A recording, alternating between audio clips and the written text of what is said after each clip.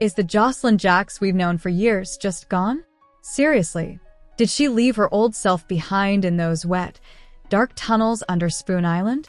I'm still shaking from what we just saw. It wasn't just a typical soap opera escape. It was a complete bloodbath. Did you see her eyes at the end?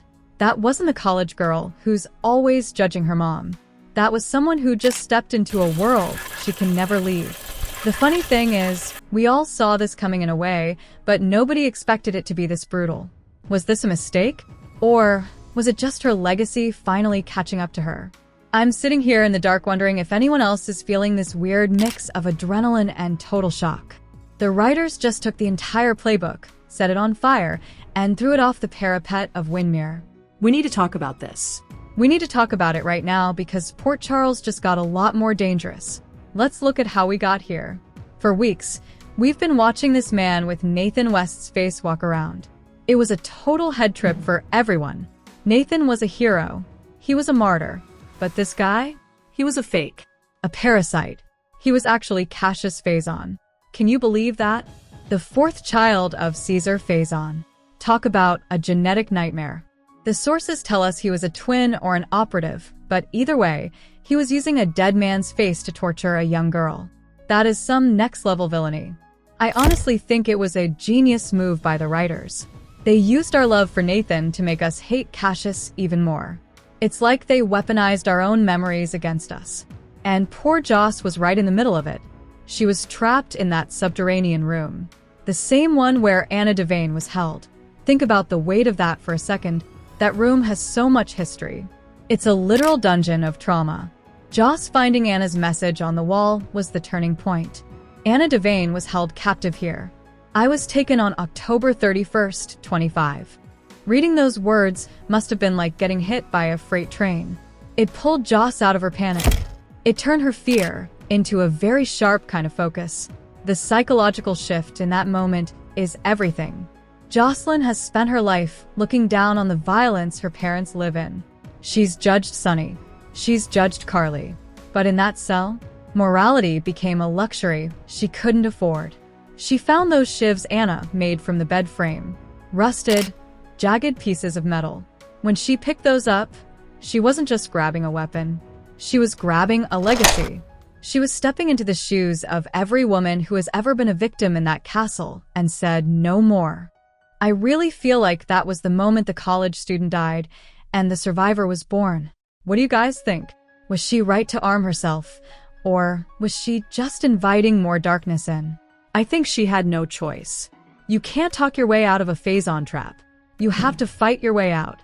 When the door finally opened and Cassius walked in with that smug look on his face, he had no idea what he was walking into. He saw a scared girl. He saw a ditzy sorority girl, as one of our sources put it. But he was actually looking at a cornered predator. His ego was his downfall. He thought he was the master of Wyndemere. He thought he was playing chess with Jen Sidwell. But he forgot that Jocelyn is a Spencer and a Corinthos. It's in her blood. She didn't just sit there. She exploded. She hit him with a chair, which we saw in the previews. But that wasn't enough. Cassius is a Faison. He's been drilled on the periodic table and survival since he was a kid. He shrugged it off. And then things got ugly. The fight that followed was raw. It wasn't some pretty, choreographed TV fight. It was a desperate struggle for air and life. They were slamming into walls. They were knocking over furniture. It was messy. It was terrifying.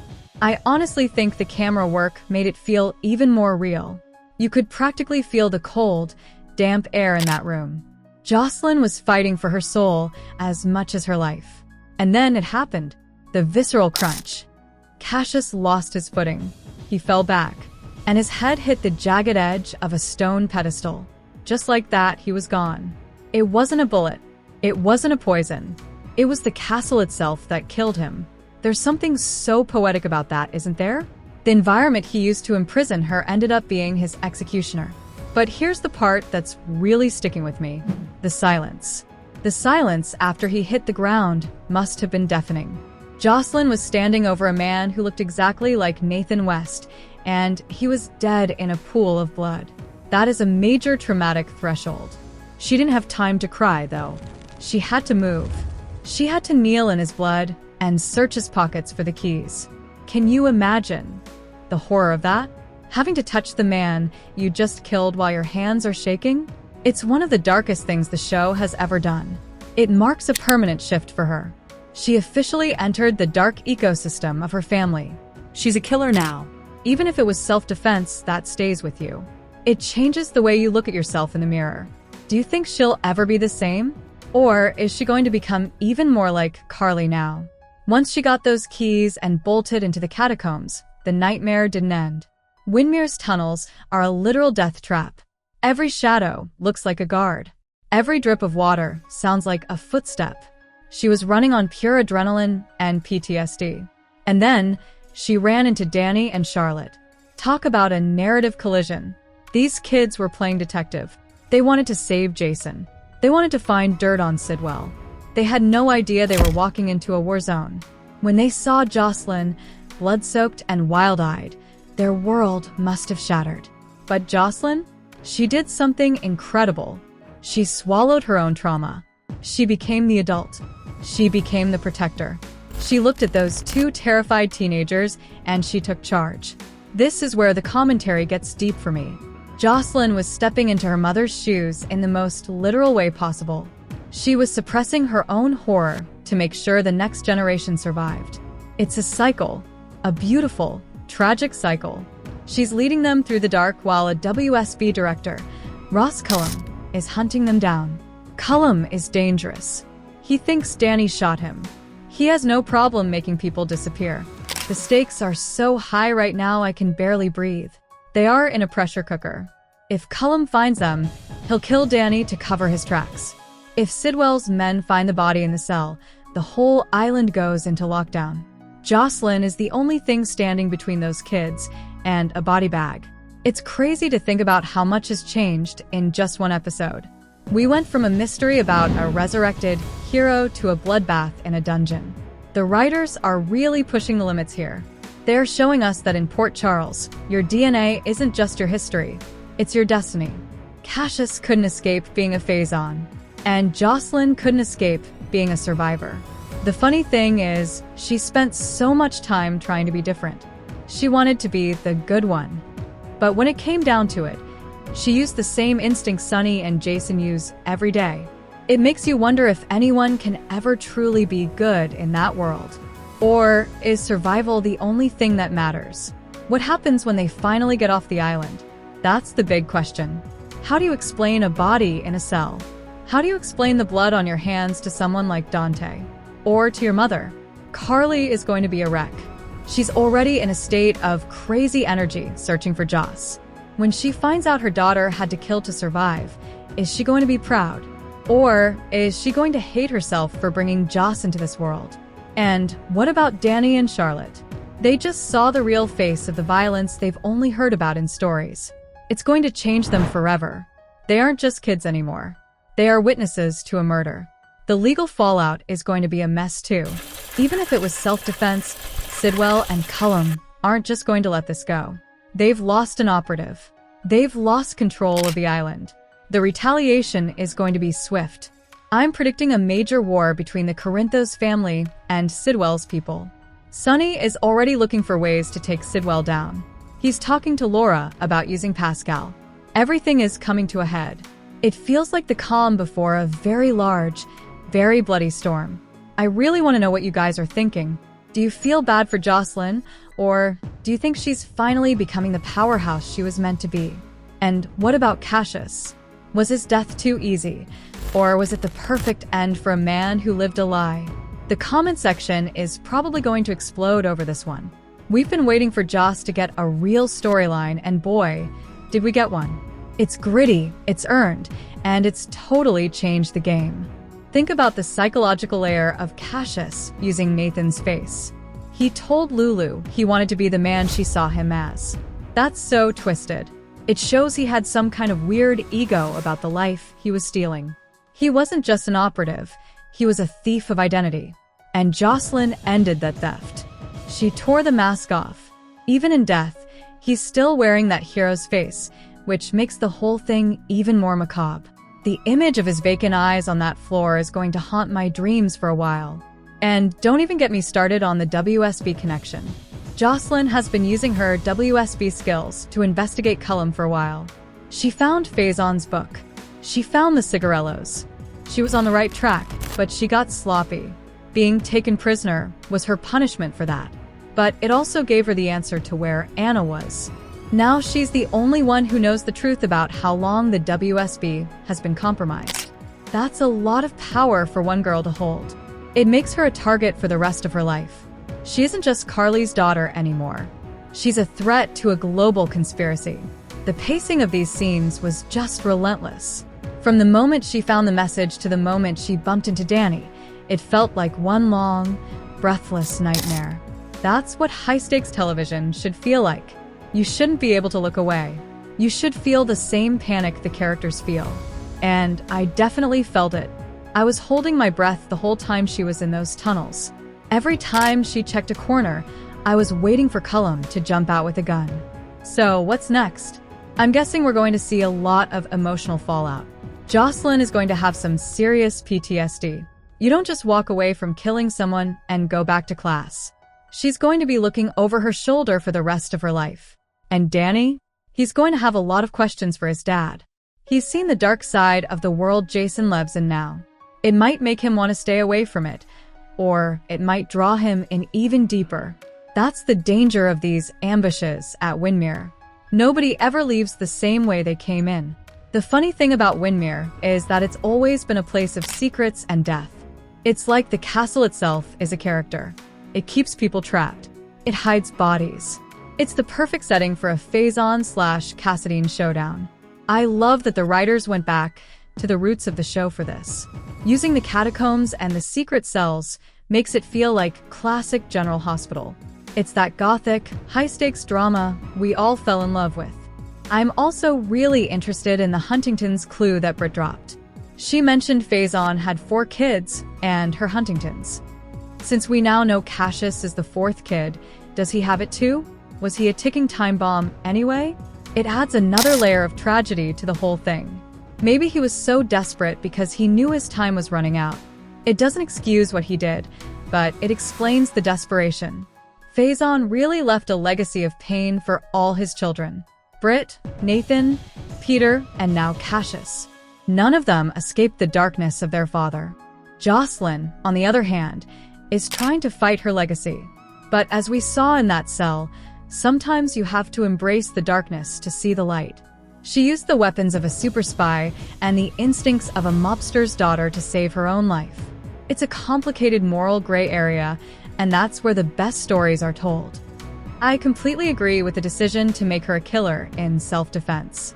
It's a bold move for her character. It takes her out of the damsel in distress category and puts her firmly in the survivor category. I want to hear your theories on Ross Cullum. Is he going to be the next big villain? He seems much more calculating than Sidwell. Sidwell is a thug, but Cullum is a professional. He's got the backing of a government agency. That makes him almost untouchable. If Jocelyn is the one to bring him down, she really will be the next Anna Devane. It's an exciting path for her, but it's also a very lonely one. Think about the impact on Charlotte, too. She's a Cassadine. She grew up in that castle. Seeing Jocelyn like that in her home must have been traumatizing. Charlotte has already been through so much with her father and the move to the mansion. This might be the thing that finally breaks her connection to Wyndemere.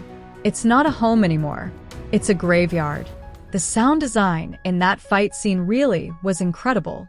That crunch was a total game changer. It wasn't a clean TV death. It was messy. It was real. It makes the consequences feel heavier. You can't just pretend it didn't happen when you hear a sound like that. It's going to be ringing in Jocelyn's ears for a long time. It's the sound of her life changing forever. I'm also wondering about the keys. The fact that she had to dig them out of his pocket while he was still warm, that's a massive traumatic threshold. It's so visceral. It shows her desperation. She wasn't thinking about morality. She was thinking about the door. That iron door was the only thing between her and freedom. And the only way through it was through a dead man. It's a powerful metaphor for the whole world of Port Charles. Everything you want is on the other side of someone else's tragedy. What do you think Carly's first words will be when she sees Joss? Will she hug her? Or will she see the blood and just know? Carly has been there. She's done things she's not proud of to protect her family. She's going to recognize that look in Joss's eyes. It's a look of shattered innocence. And that's a hard thing for a mother to see. She wanted better for her daughter. She wanted Joss to stay away from the violence. But the violence found her anyway. And what about Jason? He's the one Joss has always looked up to as a protector. How is he going to feel knowing he wasn't there to save her? That she had to save herself? Jason lives his life to prevent things like this from happening to the people he loves. This is going to hit him hard. It might make him even more determined to wipe out Sidwell and Cullum. He's going to want justice for what they put Joss through. The whole identity crisis of Cassius posing as Nathan was so well done. The little clues, like the baseball hitting and the periodic table, were breadcrumbs for the fans. It's satisfying to see them all pay off in such a big way. It makes you feel like the writers are actually paying attention to the history. And revealed in a study at Wyndemere? That's just classic. Sidwell shutting the door to give them privacy before dropping the bombshell. That's some top-tier soap writing right there. I honestly can't believe we're at this point. Jocelyn is a killer, Danny is on the run, and the WSB is hunting them all down. It's the most exciting General Hospital has been in years. The feedback loop of hype is definitely real. Every episode feels like it's building to something even bigger. I'm already checking my watch for the next one. I need you guys to sound off. Are you as traumatized as I am? How is Joss going to survive the psychological fallout? Can she get Danny and Charlotte to safety before Cullum finds him? There are so many questions and not enough answers yet. But one thing is for sure, Port Charles is never going to be the same after this. The way Jocelyn stepped into that protector role is my favorite part of the whole thing. It shows her growth. She didn't just run for herself. She stopped for the kids. She realized that their lives were just as important as hers. That's a hero move. Even with blood on her hands, she's still a hero. A complicated, dark hero, but a hero nonetheless. I really hope the show explores the PTSD. Don't just let her be fine in 2 weeks. Let us see the struggle. Let us see her have nightmares. Let us see her flinch when someone mentions Nathan's name. That's how you make a story feel real. You have to show the cost of survival. And the cost for Jocelyn is going to be very, very high. I also want to see the fallout with Lulu. She was starting to fall for this guy. She thought Nathan was back. To find out he was a phase-on and that he's now dead? That's a double blow. She's going to have a lot of guilt. She's going to wonder how she didn't see the signs. It's going to be a long road back for her too. The whole situation on Spoon Island is just a powder keg. One wrong move, and everything blows up. And Jocelyn is the one holding the match. She's the one who knows where the bodies are buried. Literally. She's the one who can blow the whole WSB conspiracy wide open. If she can just get off that island alive, the tension is just unbearable. I'm literally sitting on the edge of my seat. I want them to get out. I want them to be safe. But I know that on General Hospital, safety is a temporary thing. It's always just a matter of time before the next crisis hits. But for now, I'm just going to enjoy the ride. I'm going to appreciate the great writing and the incredible performances. Eden McCoy really knocked it out of the park. She showed us so many layers of Jocelyn. The fear, the rage, the survival instinct, the protector. It was a masterclass. And Ryan Pavey. He made us hate a character with Nathan's face. That's not easy to do. He played the arrogance and the cruelty so well. He made Cassius a truly memorable villain. Even if his time was short, he left a huge impact. I really want to see the fallout. See you in the comments. And stay vigilant. Nobody ever truly escapes Wyndemere. I'm out. Peace. And don't forget to subscribe. You don't want to miss the fallout. It's going to be epic. Just wait and see. Okay, bye for now. See you soon. I love this show. And I love talking about it with you. Thanks for being here. See you in the next video. And keep the theories coming. I can't get enough of them. Port Charles forever. Okay, I'm really going now. See ya. Stay safe and stay vigilant. The darkness is always just around the corner.